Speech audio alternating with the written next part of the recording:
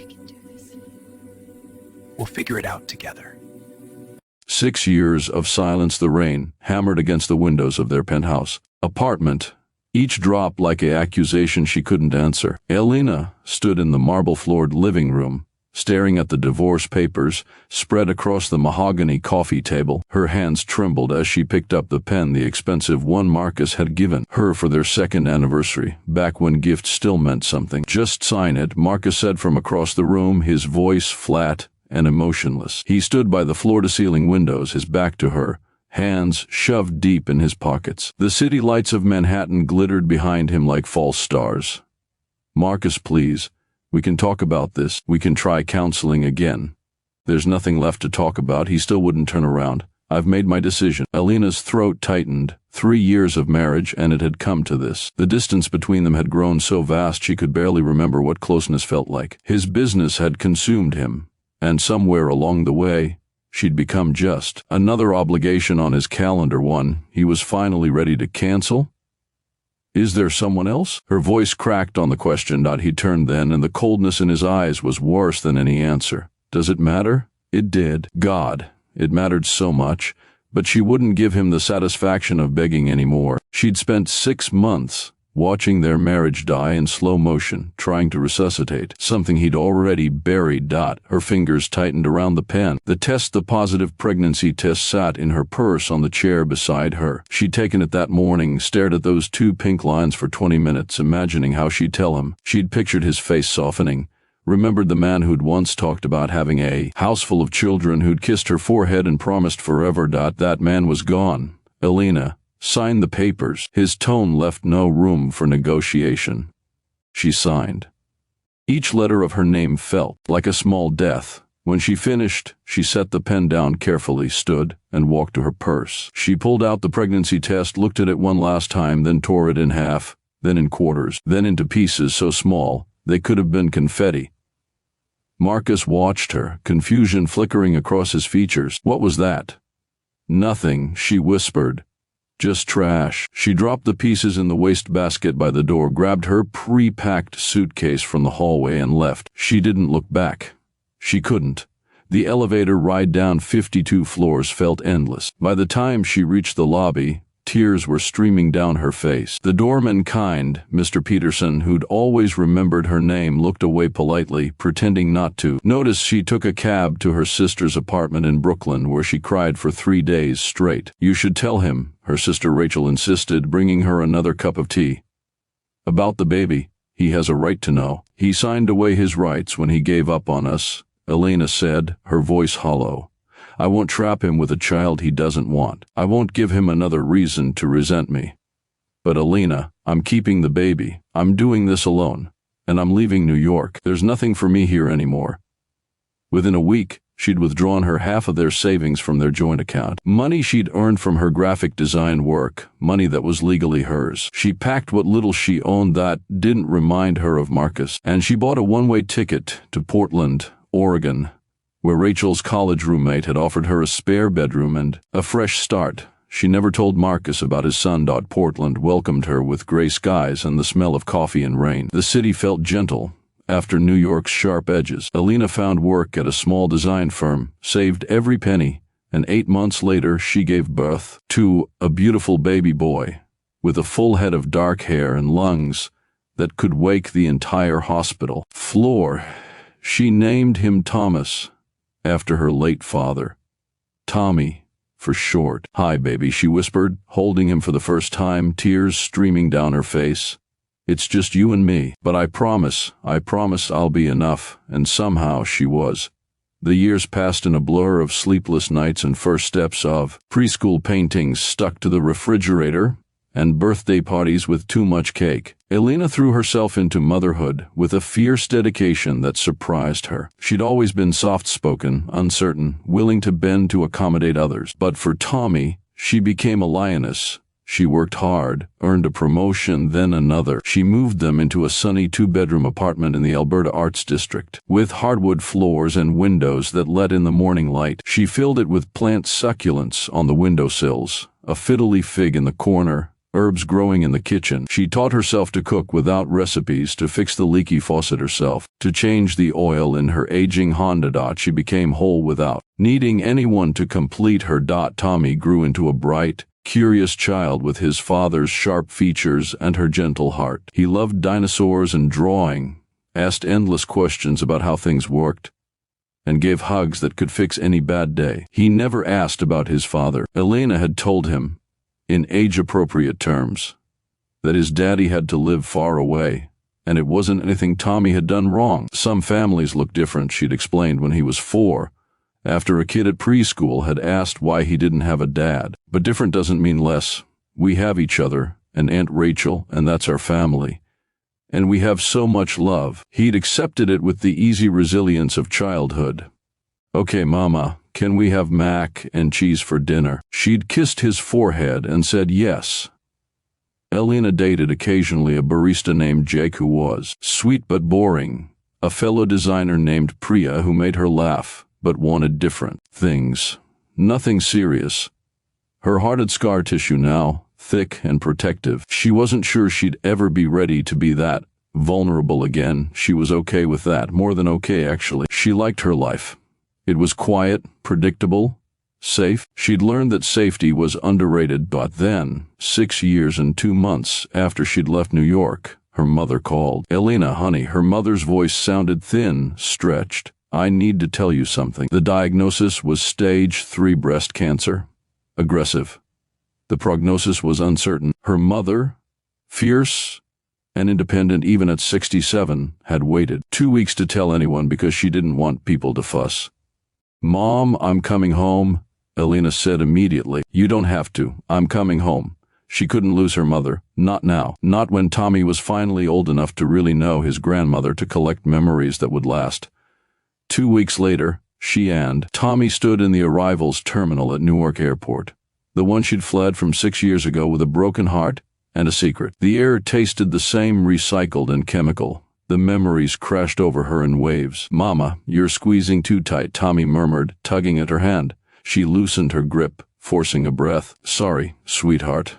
They took a taxi to her mother's house in suburban New Jersey, the house Elena had grown up in. Her mother looked smaller than Elena remembered, fragile in a way that made her chest ache. But when she saw Tommy, her face lit up like sunrise. Look at you. She knelt down, despite the obvious pain it caused her. You must be Thomas. I've heard so much about you. You can call me Tommy, he said shyly, then added, Are you going to get better? Elena's mother pulled him into a gentle hug. I'm going to try very hard, sweetheart. The days settled into a rhythm. Mornings at the hospital for treatment. Afternoons when her mother was strong enough, playing board games or reading stories. Evenings when Elena meal prepped and did laundry and tried not to think about the future. She enrolled Tommy in a local kindergarten temporarily, grateful for the teacher kindness when she explained the situation. She avoided Manhattan, avoided anywhere she might run into Marcus or anyone from their old life. New Jersey was close enough to help her mother, but far enough to maintain the walls she'd built. Till the 4th day. Her mother needed a specialist consultation at Mount Sinai in Manhattan. Elena's sister Rachel offered to come, but she had a work emergency. So Elena went, telling herself it would be fine. Manhattan was huge. The odds of running into Marcus were microscopic. She should have known better. Tommy was showing his grandmother a drawing of a dragon he'd made in art class. See, Grandma, this is his fire breath, and these are his scales. When Elena stepped into the hallway to find the coffee machine, the hospital was a labyrinth of white walls and antiseptic smells. She wandered until she found a small cafe near the elevators. She was stirring sugar into her coffee when she felt it, that prickle of awareness, the sense of being watched. She turned, and there he was. Marcus stood by the elevator, one hand holding a briefcase, the other pressing a phone to his ear. He'd aged. There were lines around his eyes that hadn't been there before, gray threading through his dark hair at the temples. He wore an expensive suit, charcoal gray, the kind he'd always preferred, but there was something different about him, something worn down and weary. Their eyes met across the fluorescent-lit corridor. He froze mid-sentence, phone slowly lowering from his ear. She watched the recognition move across his face: shock, disbelief, something that looked almost like pain. Elena, he said her name like a question, like he wasn't sure she was real. She couldn't speak. Her coffee cup trembled in her hands. He started walking toward her, and panic seized her chest. She had to get back to her mother's room, had to get Tommy somewhere safe, somewhere Marcus wouldn't. But it was too late. Tommy burst into the hallway, all kinetic 6-year-old energy, calling out, "Mama, Grandma wants to know if you found the—" He stopped when he saw Marcus, stopped and stared with open curiosity. Elena watched Marcus's eyes track to her son, watched him take in Tommy's features: the sharp jawline, the dark hair, the brown eyes that were exactly the same shade as his own. She watched him do the math. Tommy's age, the timeline, the resemblance. That couldn't be coincidence. A color drained from Marcus's face. "Elena," his voice was barely audible. "Is he—" She moved to Tommy's side, putting herself between them, one hand on her son's shoulder. "We need to go. Is he mine?" The words came out broken, desperate. Tommy looked up at her, confused. "Mama? Who's that man?" Elena's heart was a war drum in her chest. She knelt down to Tommy's eye level, keeping her voice steady through sheer force of will.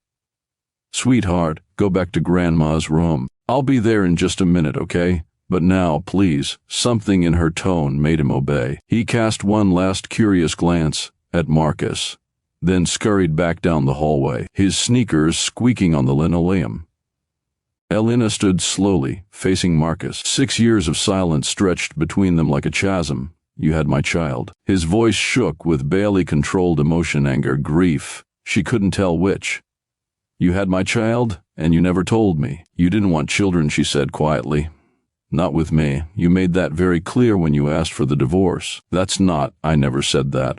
I never said I didn't want—" He ran a hand through his hair, the gesture so familiar it hurt. "Elena, if I had known, if you'd known, what, you would have stayed? Out of obligation?" She shook her head. "I didn't want that. I didn't want to be the obligation you resented, the mistake you couldn't walk away from." "He's not a mistake." Marcus's eyes were bright with unshed tears. "How could you think? How could you keep him from me?" "You kept yourself from us," she said, and was surprised by the steadiness in her voice. "You chose your work over our marriage. You chose to walk away. I made sure we could survive it. I had a right to know. And I had a right to protect myself, to protect him." She glanced back toward her mother's room, where Tommy was waiting. "I won't let you hurt him the way you hurt me. I would never." Marcus's voice cracked. "Elena, please. I made mistakes, terrible mistakes. The divorce I was wrong. I was so wrong about everything. It's too late for this conversation, is it?" He stepped closer, and she could see the desperation in his eyes. "I've spent 6 years regretting what I did. 6 years knowing I destroyed the best thing in my life. And now you're telling me I have a son? That I've missed 6 years of his life? That can't be where this ends." Elena felt tears burning behind her eyes, but she wouldn't let them fall. "I don't know what you want from me. I want to know him. I want to be his father. I want—" He swallowed hard. "I want a chance to make things right. You can't just walk back into our lives because it's convenient now. There's nothing convenient about this." His hand reached out, not quite touching her. "Elena, I know I don't deserve it. I know I have no right to ask. But please, please don't shut me out. He's my son." She thought about Tommy's questions over the years. "Where does my daddy live? Does he think about me? Would he like me if he met me?" She thought about the drawings he sometimes made with 3 stick figures instead of 2. She thought about the careful way she'd explained that love wasn't always enough to keep people together, but it didn't mean the love wasn't real. "This isn't about what you want," she said finally, "or what I want. It's about what's best for Tommy, and I need time to figure out what that is." "How much time?" "I don't know. My mother is sick. We're here for her treatment. Everything else is secondary." Marcus nodded slowly. Then he pulled out his wallet, extracted a business card, and held it out to her. "My number. It hasn't changed. When you're ready, if you're ever ready, please call me." She took the card, not committing to anything. "I'm sorry," he said softly, "for all of it. For not seeing what I had until it was gone, for not fighting harder for us, for missing 6 years of our son's life. I'm so sorry. Elena looked at this man she'd once loved enough to marry, once loved enough to leave. She saw the regret written in every line of his face, and she felt complicated, angry and sad and afraid, and underneath it all a tiny spark of something that might have been hope. I should go, she said. My mother's waiting. Can I ask one thing, just one? She nodded wearily. What's his name? Thomas. Tommy. Thomas, Marcus repeated, testing it out. A smile ghosted across his lips. That's a good name. After my father, I remember. He did. He'd been at the funeral, had held her while she cried, back when they were still whole. He would have loved being a grandfather. The observation hurt because it was true. I really need to go, Elena said. Okay. He stepped back, giving her space. Thank you for letting me know his name. She walked back to her mother's room on shaking legs. Tommy was sitting on the edge of his grandmother's bed, chattering about something he'd learned in school. He looked up when she entered, eyes bright. Who was that man, Mama? Elena sat down carefully, reaching for her son's hand. Her mother watched her with knowing eyes that said they'd talk about this later, when little ears weren't listening. Someone I used to know, sweetheart. Someone from a long time ago. Oh, okay.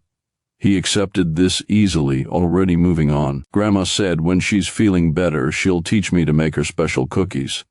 The ones with the jam in the middle. That sounds wonderful, Elena managed. But that night after, Tommy was asleep in the guest room of her mother's house. Elena sat at the kitchen table with her mother and sister and told them everything. What are you going to do? Rachel asked. Elena looked at Marcus's business card, still in her pocket. She thought about Tommy's question. She thought about second chances and forgiveness and how sometimes the hardest thing was letting someone try again. I don't know, she admitted. But I think maybe we figure it out together. Not for Marcus, not even for me. For Tommy. Because he deserves to know his father. If his father is willing to show up and be what Tommy needs. Her mother reached across the table and squeezed her hand. That's very brave, honey. Or very stupid. Sometimes, her mother said gently, they're the same thing. Outside, rain began to fall, washing over the city like tears, like baptism, like a chance to start again.